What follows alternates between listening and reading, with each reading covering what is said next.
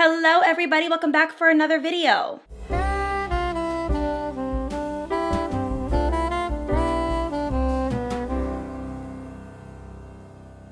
Oh my God, guys, we have completed Hailmas. Definitely a bittersweet moment. I'm not gonna lie, I have been having so much fun filming for you guys every day. And if anything, I'm just really proud of myself that I've been able to stay consistent with it and produce pretty decent content, even though I have to create it in such a short time crunch. But really what it has taught me was that in the near future, I definitely want to spend a little bit more time nurturing my content, creating better content, and making stuff that I'm more proud of that takes a little bit more effort than just the daily filming schedule. There is no better way to conclude Hailmas than talking about my sobriety journey. I stopped drinking and it changed my face, my skin, my body, and the quality of my overall life. If you watched any of my weight loss videos that I have filmed recently, then you would know that I had mentioned that alcohol was definitely a factor in what made me fat. Not only did alcohol make me overweight, but it also made me very bloated, have absolute ridiculous gut issues that were completely destroying my body.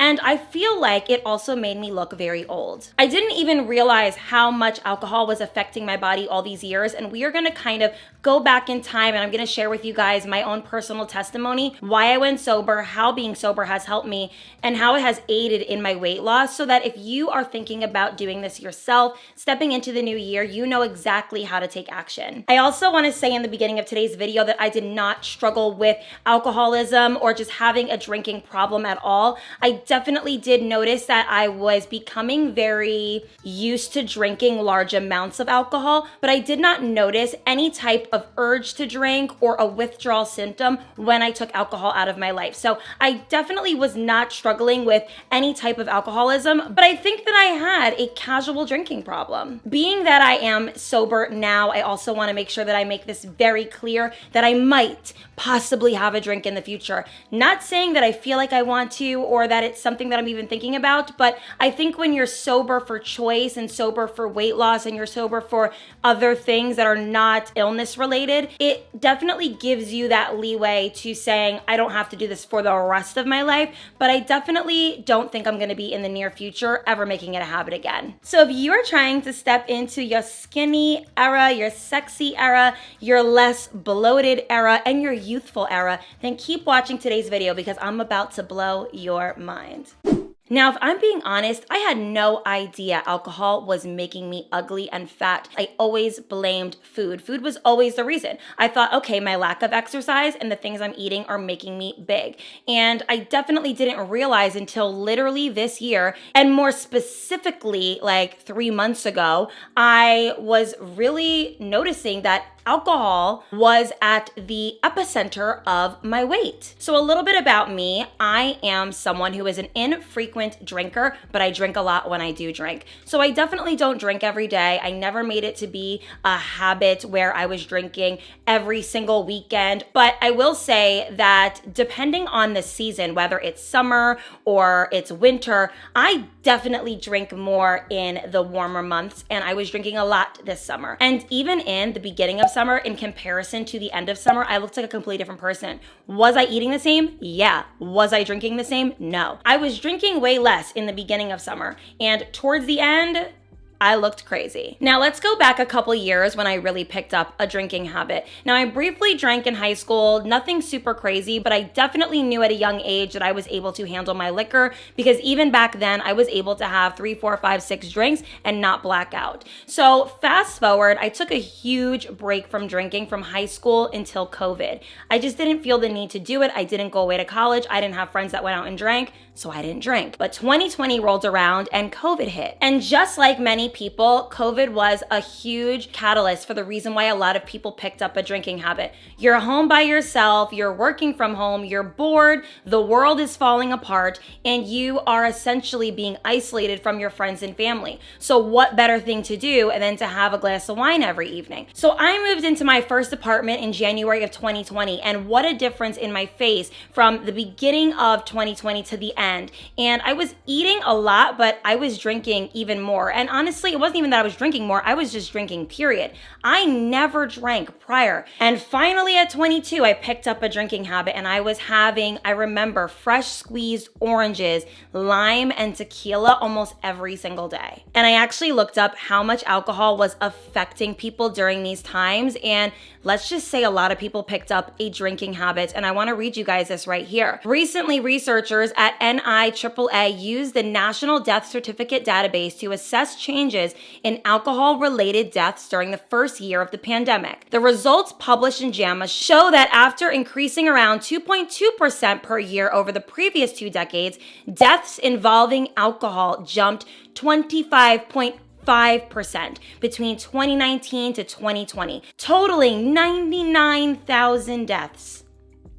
99, almost 100,000 deaths related to alcohol because people were drinking during COVID. Now, I want to say this. I do not judge anyone if they do not want to start their sobriety journey. It is a journey for sure, and it's not going to be for everyone. If anything, it is less common to be sober by choice than to just drink casually, and that is just the truth. So this is for people who are intrigued and possibly want to start. I know for me, I never felt like I had a drinking problem. I didn't think drinking was affecting me, and I essentially kind of fell into sobriety. When I started fasting back in September, I was dropping my weight like nobody's business. I have never seen myself lose weight the way I did this time around, and it was just such an enlightening experience. Naturally, when you start fasting, you don't really have this urge to drink when you go out because you're really not eating that much. I was eating in severe caloric deficit, and drinking just didn't seem feasible for that. It made me feel like I was possibly gonna get too drunk quickly, or I just wasn't gonna feel well. And anytime that I did drink during my fast, I really just genuinely regretted it. And what's super interesting is the second I cut off alcohol, I noticed that I dropped weight even crazier. I started to gain a little bit of youth back into my skin. My acne cleared up. My gut and intestinal issues were even more improved because I wasn't having acid reflux and GERD in the morning, because normally when I drank, I would have acid reflux the next day. And I just didn't have the fat and the bloating that I normally would have if I was doing working out and drinking or fasting and drinking. So what that tells me is, yes, working out helps. Yes, fasting helps, but eliminating alcohol was the last and final thing I needed to do to lose that excess ridiculous weight. The hardest thing that people have to give up is alcohol. If you can get through a couple of days, it's amazing what happens so fast. Your body responds. By day 2, by day 3, yeah, it might be a little bit uncomfortable, but your body will communicate, and it's got a feedback loop. It's going to tell you, it's going to show you that you feel better. You're going to feel that you feel better. You're going to see that maybe inflammation's gone down, your brain's gotten better, maybe you've slept better. It might be a little bit uncomfortable, but what I love is how a reset can help you feel better fast, because we want the quick fix. And I realized very quickly the benefits of my sobriety. I had better skin, better mental health, new hobbies, new boundaries, and I was saving money. When I first became single, I was definitely drinking a lot more heavily. And I think it was just because of the routine of knowing that I did not want to live in the same mundane day-to-day life that I was living as a taken woman. So when I became single, I wanted to spice up my life a little bit. I wanted to go out more, things I just didn't do prior. And naturally, I just engaged in a lot of nightlife activity. I was going to bars. I was meeting new friends. I was doing things more in the nighttime. And we definitely bonded over liquor. I would go to high-end luxury bars, order 2 or 3 or 4 glasses of 1942 on the rocks. And that would rack up to $200-$300 a night just for me. Absolutely ridiculous. Now, I didn't mind because I was enjoying myself. I noticed that drinking gave me a new sense of confidence, and it lowered my inhibitions. It made me more free and open and charismatic and sexy, and it made me attract a certain type of man.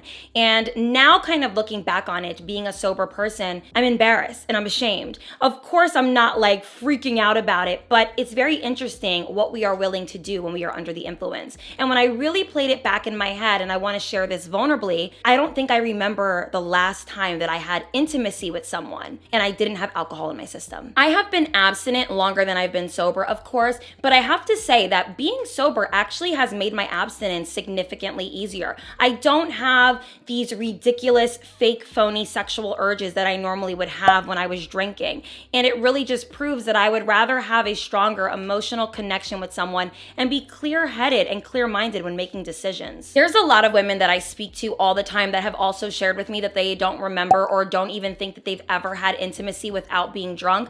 And it's a sad fact, but it's definitely known. A lot of us, especially when we're single and we're having a good time, we're not going to hook up with someone in our sober, clear mind that we know we probably shouldn't. And not saying that I ever had one night stands or things like that, because that's not really my style. Had I been sober, I definitely don't think I would have put up with it. And I always noticed that before we would do something and before intimacy happened, we always would share a moment of having a glass of tequila or a glass of wine or just sharing some sort of cocktail prior. I find that to be just a very interesting thing that people do to loosen up and get ready. And I don't need that anymore. I am strong, I am powerful, and I am so confident in my own skin. I don't need liquor to make me a good person, make me a fun person, or make me good in bed. So that was one thing that really just made me feel empowered in this process.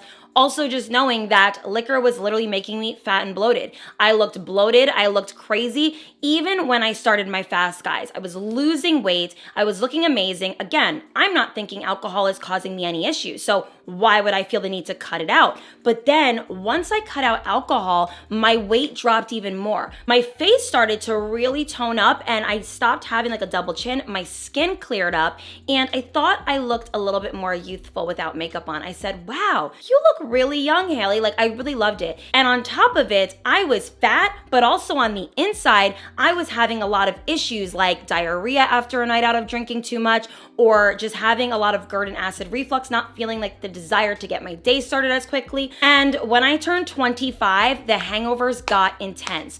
I never had a hangover before my 25th birthday. And when I turned 25, I had an amazing party with my girlfriends. We went out and had a time. I got drunk, woke up the next day, and when I tell you, it hit me, baby.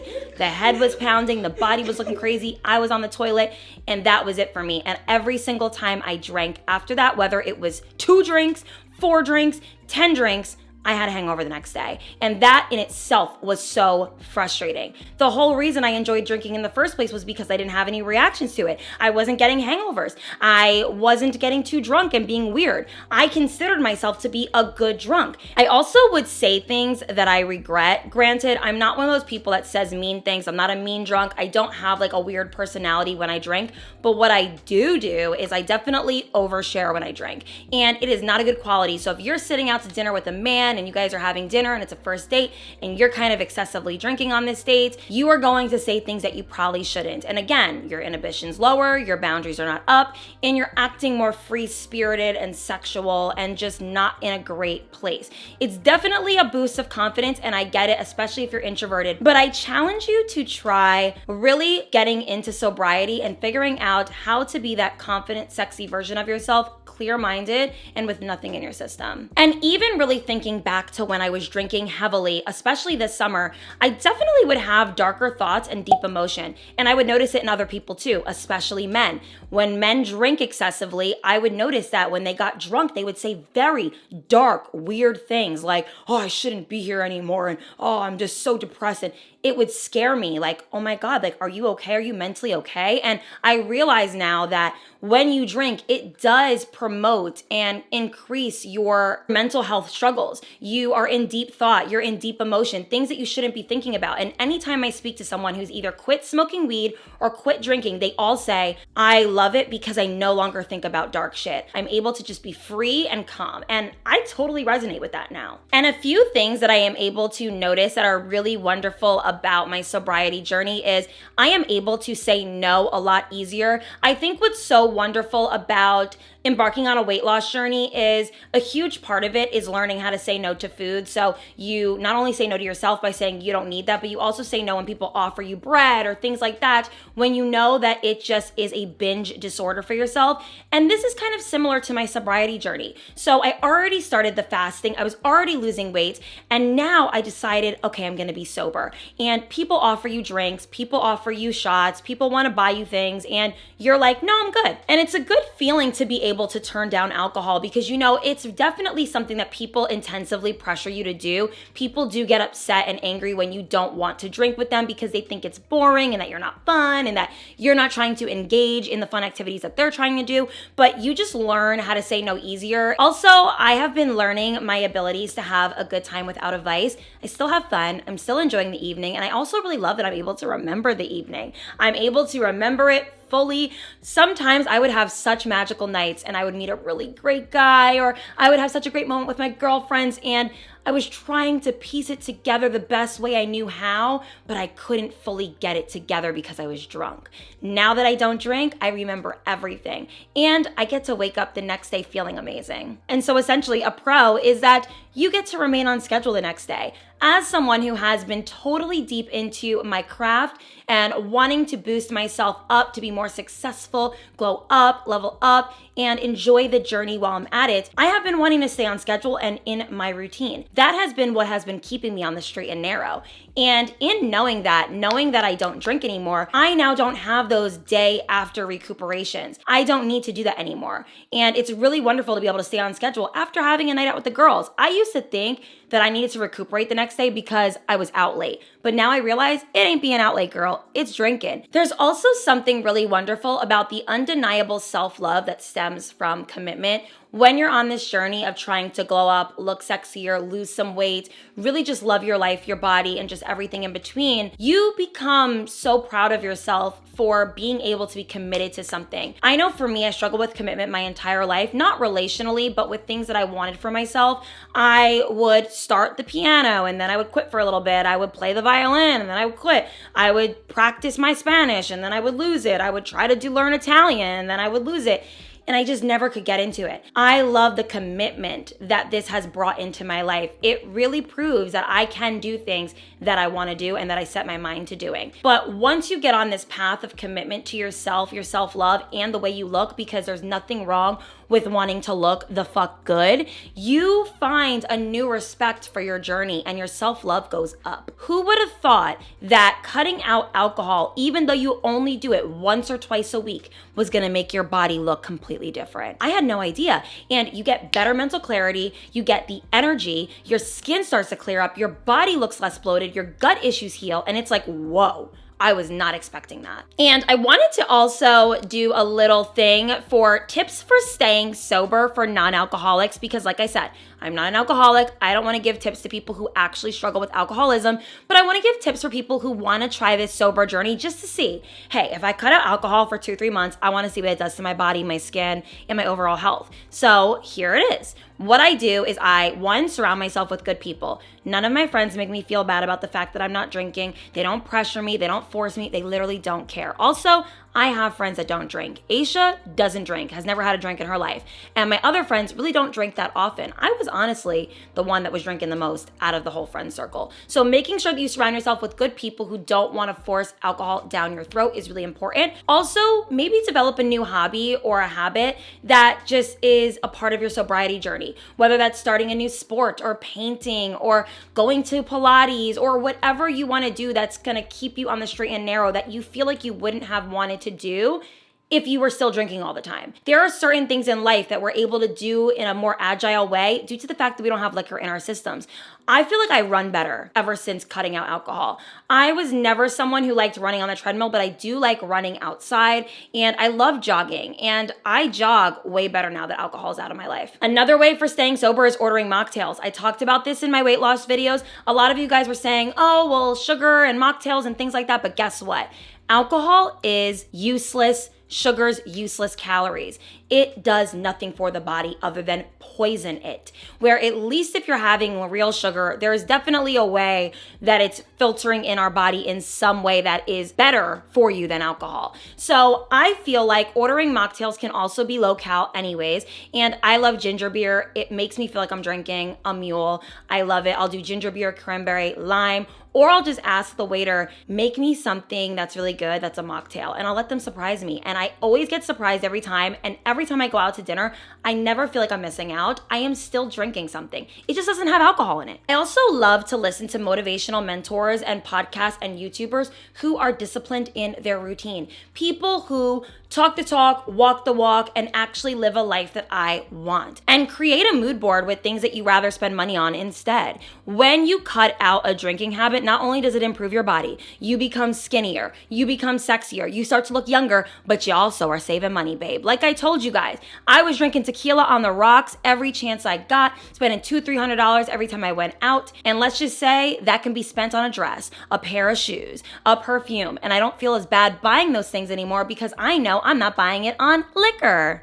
Cutting out drinking has made me skinnier, sexier, better, happier. My mental health is in the best place it's ever been. I don't think I would have been able to get through Hail Miss without doing this. And it is just something that I kind of fell into. I fell into sobriety, and now it's a passion of mine. And I think a lot of you who are trying to step into 2024 being a new girl, stepping into your villain era, your bad bitch era, you want to be unrecognizable, maybe cut back on the drinking and see what it does for you. I know for me, I could not believe the external changes it did to me. And then also I actually feel better on the inside. And people tell you this and you don't believe them. You must try it. I'm telling you, you'd be surprised. Thank you so much, guys, for being a part of my Hail Miss. It means a lot to me. I can't believe I'm done with it.